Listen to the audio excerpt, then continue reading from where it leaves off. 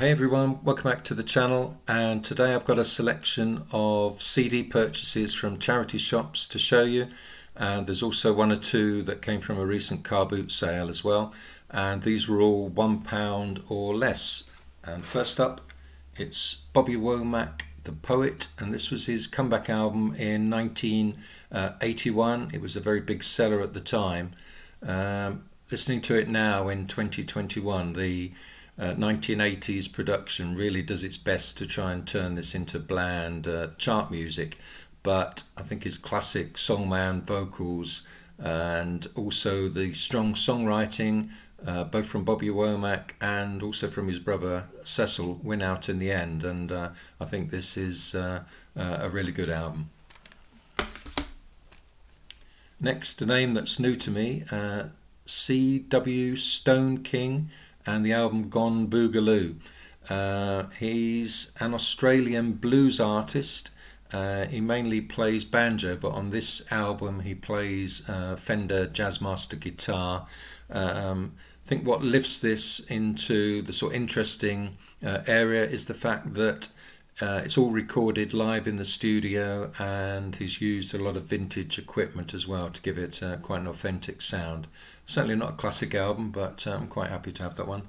This was £1. And moving on, we've got Benny Spellman and the album Fortune Teller. Obviously it includes his hit single for Minute, label Lipstick Traces on a Cigarette, which was backed by Fortune Teller. You may recall Ringo Starr did a cover of Lipstick Traces in 1978, and this CD was one of nearly 30 that I picked up in a charity shop of mainly rock and roll CDs. I'm showing some of those here today.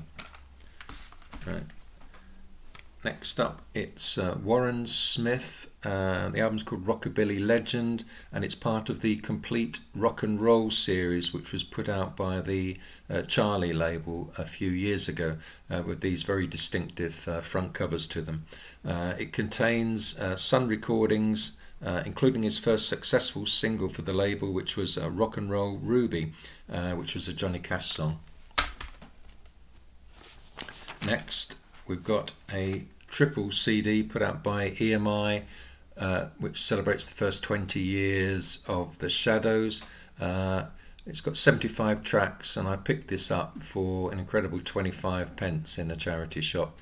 It could have been improved if it had a decent booklet inside, but however, the music shows how consistently good The Shadows were right through until the early 1970s, and they were an incredibly important band, I think, in the development of UK pop and rock music in the 60s and into the 70s as well. Next up, Japan and Quiet Life. This is a band I was obviously aware of at the time in the late 70s, early 80s, but I never really appreciated until recently how good a band they were. The musicianship on this record is just incredible. So you've got Mick Karn on bass, Richard Barbary keyboards, Rob Dean on guitar, and Steve Johnson on drums, and I think they were at their peak on this album. It's just phenomenal playing, and there's also some beautiful orchestral arrangements as well. Very classy record. I think that's partly down to the involvement of Roxy Music's producer John Punter, and I think my favourite track on this album is their version of the Velvet Underground's All Tomorrow's Parties. Next, a UK folk band which I've shown on the channel before. This was 50p, brand new, sealed. I've not opened the seal yet. I got this at a car boot sale. They are a virtuoso British folk trio. They're led by Kris Drever on guitar and vocals, and he's joined by Martin Green on accordion and Aidan O'Rourke on fiddle. And this is their fourth album, and they really are at this point taking UK folk into experimental territory. There's a 17-minute track on here called The Bell That Never Rang, which is recorded with the Elysian Quartet, a string quartet, and that's really interesting. And the album, it's produced by Joan Wasser, who you may know of. She records as Joan As a Police Woman. Next, we've got Quantic Presents the world's rarest funk 45s. I got this for 50p. Just because something is rare, it doesn't mean it's any good. And I think if you were to play this in a disco, the people would start moving away after a few tracks, because it does get pretty samey, I'm afraid. But it does come with a really informative booklet, which means that I'm quite happy to have this in the collection. Next up, we've got Sonny Burgess, the Arkansas Wildman, and this is another in Charlie's complete rock and roll series. And it's more rockabilly from Sun Records, and it includes his first single Red-Headed Woman, and also the successful single Restless.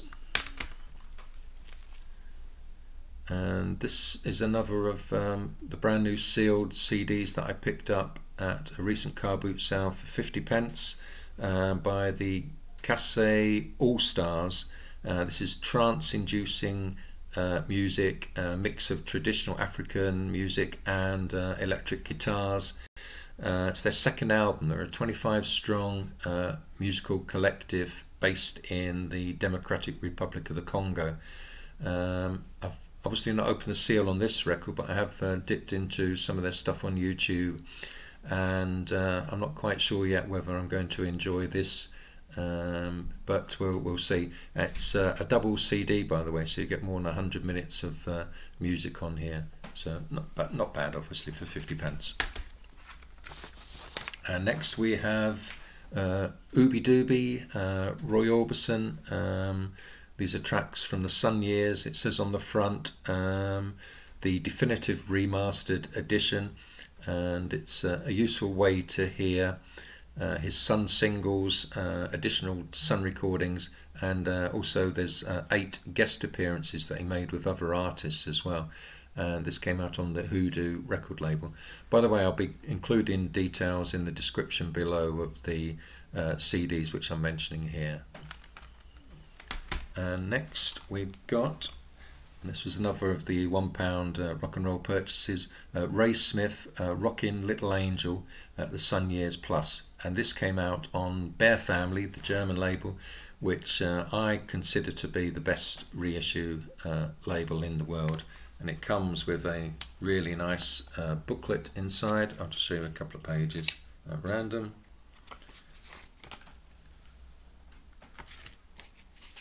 And yeah, the booklet is more than 50 pages long and gives you a discography, detailed discography of Ray Smith, and a good resume of his career. It collects together all the songs he made for the Sun and Judd labels between 1958 and 1962. Includes 2 previously unreleased tracks as well.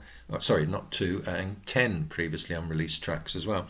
And all the music is taken from master tapes, as you'd expect with Bear Family. So I'm always amazed when I find Bear Family CDs in charity shops, because I can't imagine anybody wanting to give them away if they've bought them, because this is how to do a reissue. It's a really good booklet and really good sound quality, and I'd say that even better than Ace Records, who are probably their main competitors in the reissue market. And next we've got a Light Mac, and this is vintage songs about smoking, and it's a selection of country, blues, jazz and rockabilly odes to smoking. So you've got some well-known artists on here, for example the Maddox Brothers and Rose, Peggy Lee, the Mills Brothers, Fats Waller, the Sons of the Pioneers, as well as a few names that are new to me as well. And it comes with a nice informative booklet, so this wasn't a bad purchase at all for £1. And this must be the best purchase of the last couple of weeks, because it was in a deal of 7 CDs or DVDs for £1, and so I got this for less than 10 pence. And Marcus Valle, Vento Sul, which is a landmark album, I think, in Brazilian music. Most of the songs were written by Marcus Valle, with lyrics added by his brother Paulo Sergio Valle, and it's an intoxicating and innovative mix of Brazilian pop and Western influences from jazz and pop especially. And yeah, excellent album. And it came out on Light in the Attic, which is an American reissue label. They were really at the top of their game maybe 3 or 4 years ago, but they're still bringing out some decent reissues, and always worth checking out what they've got lined up. And finally, on the ever reliable UK folk label Topic, we've got BRIGGS A Collection. This was brand new and sealed for 50 pence, and it's a perfect introduction to her career, and one of the great female voices in English folk music. And she specialised in singing a cappella, and her voice is extraordinary. So that's it for now.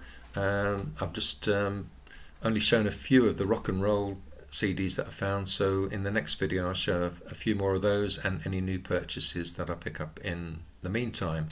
Thanks for tuning in, and it'd be great if you could subscribe if you haven't done already, and I look forward to speaking to you again very soon. Okay, bye for now.